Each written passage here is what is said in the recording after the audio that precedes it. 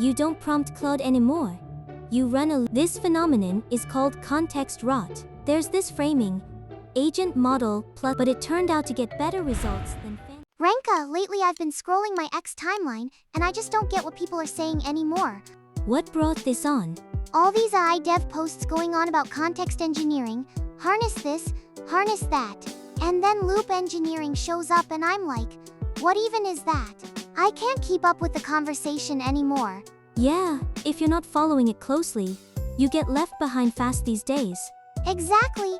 I try to read an article and the terminology trips me up before I even get to the point. The vocabulary around AI development has exploded since late 2024. So today, let's go through all the AI dev terms that have come up over the past year and a half.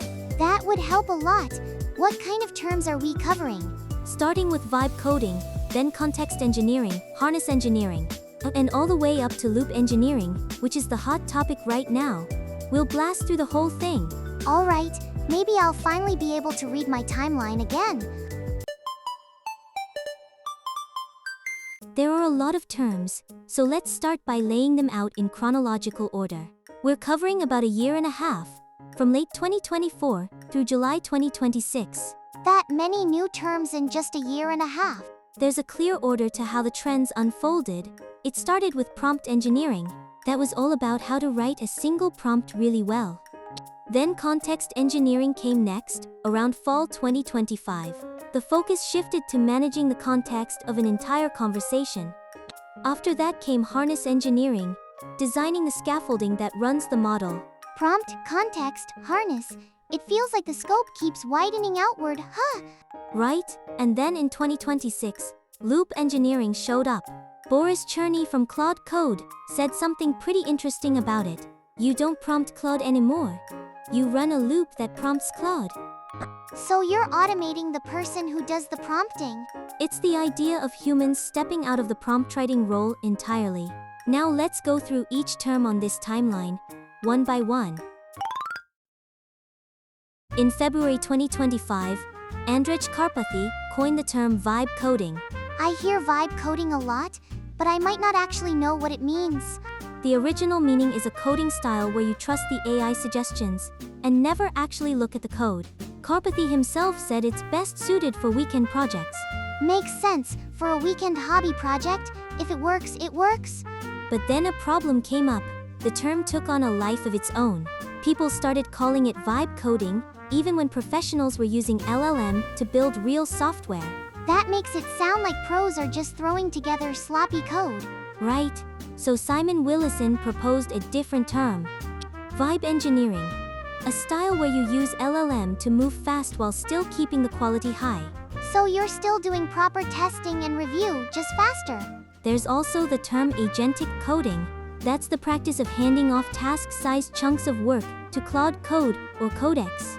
Vibe engineering, agentic. Knowing which one to use really matters. I think an agent gets smarter the longer it runs. Actually, it's the opposite. Run it for a long time, and its accuracy starts to drop. Wait, but wouldn't more conversation history mean it understands the context better? That's the intuition, right? But as the token count grows, the model's accuracy at recalling information actually goes down. This phenomenon is called context rot. The context rotting away, huh? Who came up with that name? Chroma Research coined it in a technical report back in July 2025.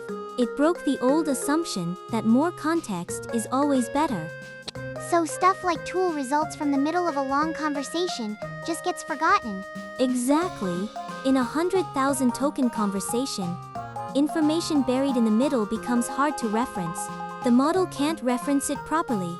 And the approach for dealing with this problem is context engineering. Anthropic formally defined it in September 2025. What does it actually involve doing? Take compaction, for example. It's a technique for summarizing and compressing the conversation history. There's also tool result clearing. Here, you discard the body of old tool results, but you keep a record that the call happened. So it's fine to drop the actual content since you can always fetch it again if you need to. There's a memory tool too. It saves progress to external storage so you can pick up across sessions. So it's less about cramming in all the context and more about managing it intelligently now. I get the idea behind fighting context rot, but writing the same reminders into the prompt every single time is a pain. Stuff like make sure the tests pass, or don't commit without asking. Actually, CLAUDE.md solves that. It's a file you put at the root of the project. Basically a rulebook the agent reads first. So you turn the rules into a file and commit it alongside the code. Right? You write things like all tests must pass via npm test, or get approval before running git commit. Even as the team grows, the agent keeps operating under the same rules. I've also heard of AGENTS.md. What's the difference? CLAUDE.md is specific to Claude Code. AGENTS.md is used as a shared convention across different agents. Codex family tools read it too, so it lets you standardize across vendors. I heard it also helps with cost when combined with prompt caching. Yeah, it gets treated as a fixed system prompt, so the cache hits more often. I always figured that switching to the latest model would automatically make the agent smarter. Here's the thing, even with the same model, the success rate can vary a lot. Like using Claude Code versus hitting the raw IP. directly gives pretty different results. Same Claude though, what's actually different? It's the harness wrapped around the model. There's this framing, agent model plus harness. How you design the harness matters just as much as which model you pick. What exactly counts as part of the harness? First, the sandbox, an execution environment that isolates destructive commands. Even if the agent breaks something, it's contained, so it doesn't affect anything outside. If you can always undo the damage, you can let it take bolder actions. Next is permission mode. How much confirmation gets inserted before a tool actually runs. There's a range from a mode that confirms everything to a full auto YOLO mode. Confirming every single time kills automation, but full permission sounds like an accident waiting to happen. There's also a mechanism called hooks. They run arbitrary commands on specific events, like sending a notification when it stops, or running a formatter before a tool executes. So the stuff you used to do by hand every time can get baked right into the system. Subagents are part of the harness too, a mechanism where the parent agent delegates work to a child, split things into a search only one and a review only one, and context rot becomes less likely. So it's not just about the model, we're in an era of designing the container around it. I'm starting to get what's inside the harness, sandbox, hooks, and all that. But MCP and A2A, the connection standards for talking to the outside world, are getting jumbled together for me. Oh, yeah? They're both connection standards, so it's easy to mix them up. Let's start with MCP. Anthropic released it in November 2024. It's a common protocol for connecting an agent to external tools. Set up an MCP server for a tool, Slack, GitHub, Playwright, you name it, and Claude Code or any other agent can use it through the same connection method. So you don't have to write separate integration code for every single tool. A2A, on the other hand, is a standard Google Cloud released in April 2025. That one's a protocol for connecting agents to each other. Agents connecting to agents. What's a situation where you'd actually use that? Like a procurement agent delegating work to a sales agent built by a completely different vendor. Agents built on different frameworks can end up working together. MCP handles tool connections, A2A handles coordination between agents, they each have their own lane. There's also a standard called Skills. Anthropic released that one in October 2025. It's a standard for letting agents reuse procedures and know-how. A standard for procedures? How's that different from MCP? MCP adds what it can do, while Skills adds how to do it. Things like deployment check steps, or how to run through a review. Routine work you used to write into the prompt every time can just live in a skill.md. So MCP adds capability, Skills adds usage, they complement each other. Subagents came up earlier. I'd love to dig into that a bit more. It's a mechanism where the parent agent throws a specific task to a child agent. Search runs in its own process. Code review runs in its own. Each gets a dedicated one. So you set up a specialized agent for each task?